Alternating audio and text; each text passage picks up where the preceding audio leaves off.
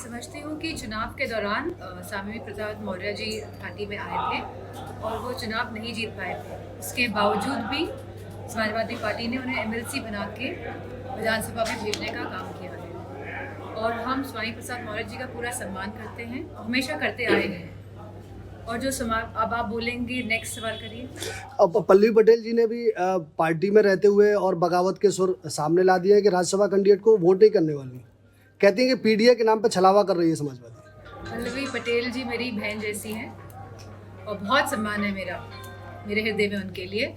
और समाजवादी पार्टी के सिंबल से पल्लवी पटेल जी लड़ी थी और जीती थी। हम चाहते थे कि पल्लवी पटेल की जो माता जी हैं वो भी समाजवादी पार्टी से जीते और वो भी सदन तक पहुँचे, विधानसभा। लेकिन वो अपनी पार्टी के सिंबल से लड़ी और पल्लवी पटेल जी समाजवादी पार्टी के सिंबल से लड़ी और वो सदन तक पहुंची और हमें खुशी है।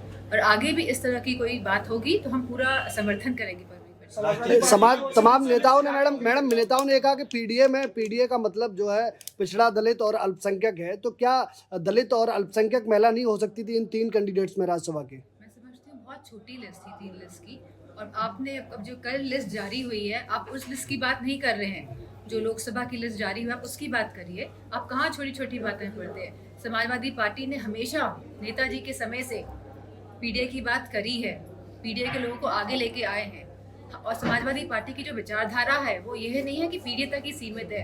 हम अगड़ों को भी साथ लेके चले हैं, गरीबों को भी, और जो भी शोषित वर्ग है उन सब को लेके आगे चलते आए हैं, पीछे भी और चलते रहेंगे। कांग्रेस से गठबंधन होने की लगातार वरिष्ठ नेता बात कर रहे हैं और अगर गठबंधन होता है तो आप सबको। क्या राहुल जी की न्याय यात्रा में शामिल होने वाले राष्ट्रीय अध्यक्ष जी? मैं तो मैनपुरी में हूँ क्योंकि ये क्षेत्र मेरा है और मुझे नहीं पता कि क्या डिसीजन हो रहा है लखनऊ में। आपके चुनाव की तैयारी कैसी चल रही है? 24 में आप भी कैंडिडेट हैं यहाँ से। आप क्या इस बार कर्तव्य दिखाने वाले हैं? समस्त लोग जो अब दूसरे को भी करने उन्हें भरपूर प्यार दिया है, सम्मान दिया है।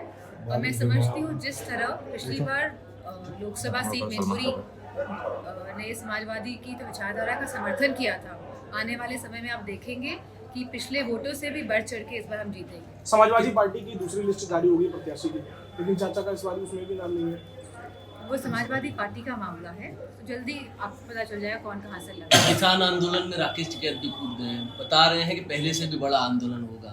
विपक्षी यानी सत्ता पक्ष के लोग ये कह रहे हैं कि आप लोगों का षड्यंत्र के तहत ये किया जा रहा है। ऐसा कुछ नहीं है। हम सभी जानते हैं कि किसान पूरे जो हिंदुस्तान का परेशान है और इतनी बड़ी संख्या में अगर किसान निकल के बाहर आ रहे हैं और उसमें असलों का इस्तेमाल हो रहा है, रबर बुलेट्स का इस्तेमाल हो रहा है और इस तरह के सोनिक हम लोग सुनने में आया है कि वेपन्स का भी इस्तेमाल किया जाएगा जिससे कि उनकी हियरिंग एड जा सकती है, मतलब सुनने की शक्ति और क्षमता जो हो सकती है उसको नुकसान पहुंच सकता है। मीडिया वालों को मैं देखा है कि वो बुलेट प्रूफ जैकेट्स, टोपी लगा के, हेलमेट्स लगा के वहाँ पहुँचे, लेकिन हमारा जो किसान है जो सरहदों में बैठा हुआ है दिल्ली के, वो बिना किसी इस तरह के यंत्र पहने बैठा हुआ लगातार घायल हो रहा है। तो मेरा मानना है कि सरकार को उनकी बात सुननी चाहिए। 2000 जब उत्तर प्रदेश में चुनाव हो रहे थे तब 3 कानून वापस लिए गए थे और यह सरकार ऐसी ही है, चुनाव के हिसाब से अपने फैसले करती आई है और करती रहेगी। पुलिस भर्ती भी जो निकाली है आज, तो आप जानते हैं उसमें भी कितनी धांधली हुई है, पेपर पहले से लीक हो गया है।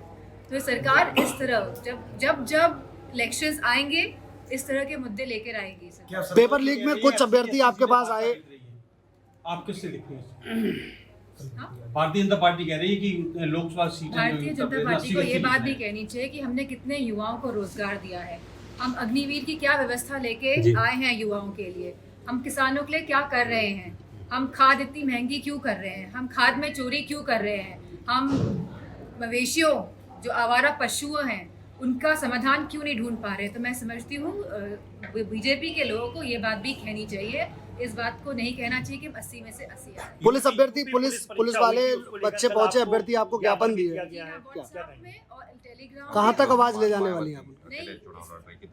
अब ये तो उत्तर प्रदेश की सरकार डिसाइड करेगी कि इसमें उसको एक कमेटी बना के इसकी जांच करानी चाहिए, क्योंकि ये अन्याय होगा हमारे युवाओं के साथ अगर पेपर लीक हुआ है उसके बावजूद भी इस तरह की भर्ती आगे बढ़ती है। बसपा सुप्रीमो मायावती ने अकेले यूपी में चुनाव लड़ने का ऐलान किया है।